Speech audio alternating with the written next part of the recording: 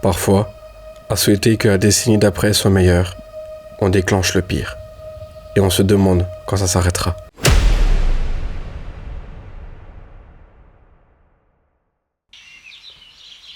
Et t'as vu? Paraît que l'Empire est en guerre contre les Français.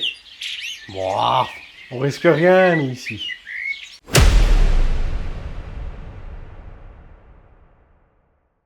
Ah, Dieu, on n'est pas passé à la catastrophe malgré cette peste.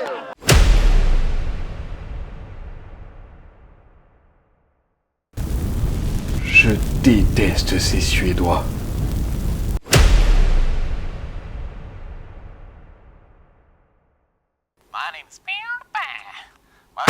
Ah, je déteste ces Suédois.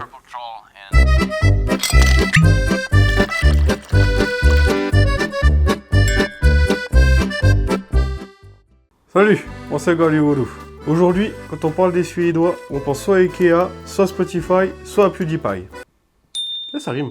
Pourtant, il y a 400 ans, ils ont laissé une trace bien différente dans le Houdou.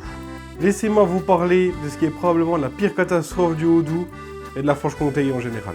Au XVe siècle, la Franche-Comté est libre, mais elle appartient tout de même au royaume d'Espagne. On en reparlera dans une prochaine vidéo, je vous le promets. Et à cette époque, il faut savoir que c'est en plein âge d'or de la région. Avec des personnalités importantes, une économie prospère, avec son propre gouvernement, avec un impôt consenti librement, ce qui permet aux communes comme Besançon de battre sa propre monnaie et de s'enrichir, la France envie très fortement cette région. Elle a même une neutralité déclarée, ainsi qu'une alliance avec les cantons suisses qui les oblige à défendre l'un l'autre en cas d'invasion. On appelle ça la Ligue héréditaire.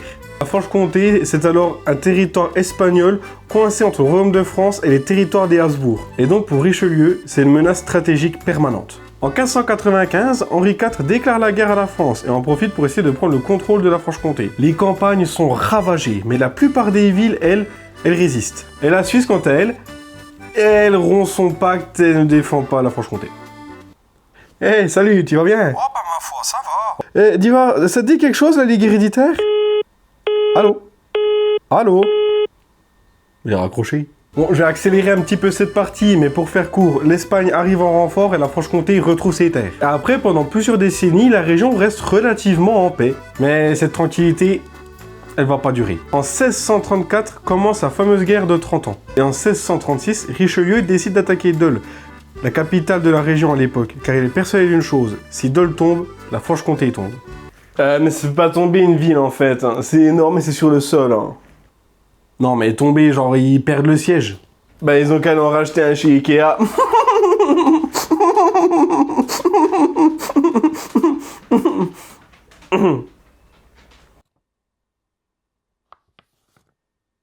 Henri II de Bourbon lui-même mène une armée de 15 000 hommes pour pouvoir attaquer la ville qui ne sera défendue que par 4 000 hommes dirigés par Louis de la Verne. Et ces 4000 hommes, eh bien ils vont tenir face à l'armée française. Et pas qu'un peu. Tous les assauts français sont repoussés, semaine après semaine. Les ingénieurs de guerre vont être appelés par le roi de France pour essayer de creuser des galeries sous les remparts de la ville pour que celle-ci s'effondre, et sans succès. Et pendant ce temps, les serviteurs de l'armée espagnole se regroupent et arrivent vers Dole. Et cette arrivée-là, eh ben ça prendrait l'armée française en sandwich. Et donc ça empêcherait toute retraite de l'armée française, et il serait perdu. Alors, le 13 août 1636, l'armée française va tenter son ultime chance, et avant de lancer l'attaque, va lancer cette fameuse phrase qui deviendra la devise de la région, « Comptoir rends-toi ». Ce à quoi la ville répondra, « Nenni ma foi ». L'attaque commence. La bataille fait rage dans une ville qui est en même moment attaquée par la peste. Les hommes tombent les uns après les autres, pour qu'à la fin, Dole remporte la victoire. Ce qui était censé être un siège rapide, qui devait se terminer en quelques jours, aura duré 3 mois, avec une armée 3 fois supérieure à celle de la ville, et une défaite pour l'armée française. Allez les gars, on part à Dole, on assiège, et on rentre chez nous. En 3 jours c'est bouclé. 3 weeks later. Oh, ça devrait plus tarder maintenant. Many months later. Sire, les Espagnols arrivent, il faut partir.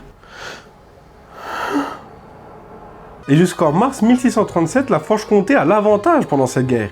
Il a même gagné de grosses batailles, comme la bataille de Brest et en Bugey, par exemple. Mais lors de la bataille de Cornau, la Franche-Comté se fait surprendre et perd la première bataille. Défaite dont elle ne se remettra jamais. Et malgré une victoire à Poligny en 1638, l'armée comtoise recule quand même. Et c'est à partir de 1639 que la Franche-Comté devient un avant-goût des enfers. Elle sera décrite plus tard par Gérardo de Nozeroy comme la plus funeste et tragique que la Bourgogne ait eue.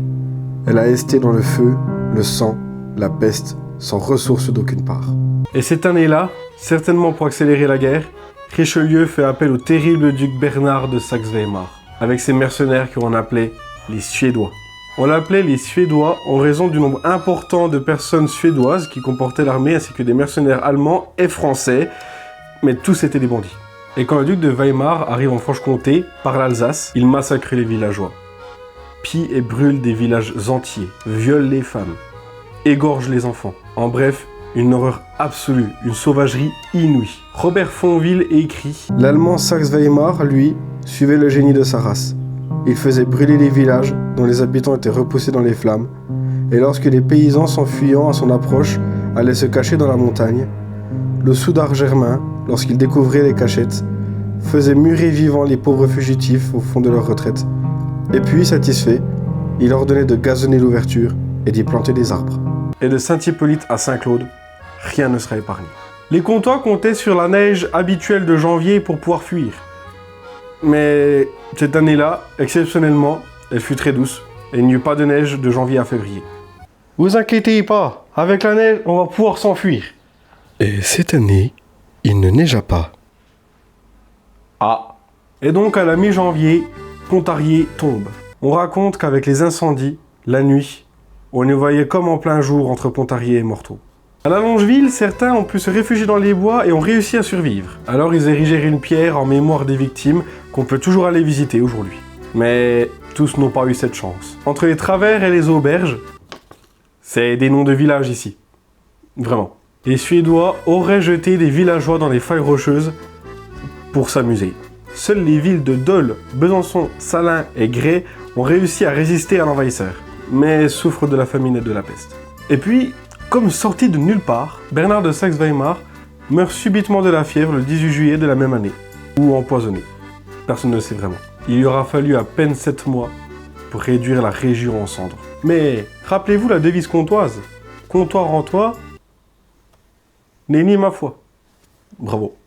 Et justement, quelques résistants menés par le baron d'Arnand et le très célèbre, tout du moins dans la région, capitaine Lacuzon, sillonnent la Franche-Comté pour chasser les Français. L'envahisseur a du mal à contenir cette attaque sortie de nulle part, comme si la région elle-même ne voulait pas se rendre.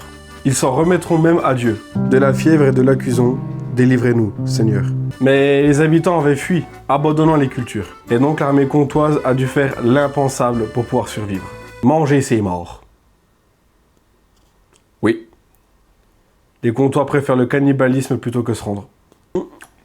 En vrai, avec un peu de sel et de la moutarde. Et puis, après des années de bataille, en 1648, la paix est enfin signée. Et en 1659, avec la paix des Pyrénées, l'Espagne retrouve ses terres en Franche-Comté. Cette guerre aura fait énormément de morts dans la région. Le recensement de 1614, donc quelques années avant la guerre, dénombrait 410 000 habitants. Et après la guerre, on ne compte seulement que 160 000 habitants. Soit une perte de près de 2 tiers. Je sais pas si vous vous rendez compte. 2 tiers. À titre de comparaison, la peste, c'est la moitié de l'Europe. Cette guerre a fait perdre proportionnellement plus d'hommes que la peste. Tout du moins en Franche-Comté. Les Suédois, ce sont pas ceux qui sont restés le plus longtemps dans la région. Mais ce sont ceux qui ont fait le plus de ravages et qui ont traumatisé cette région.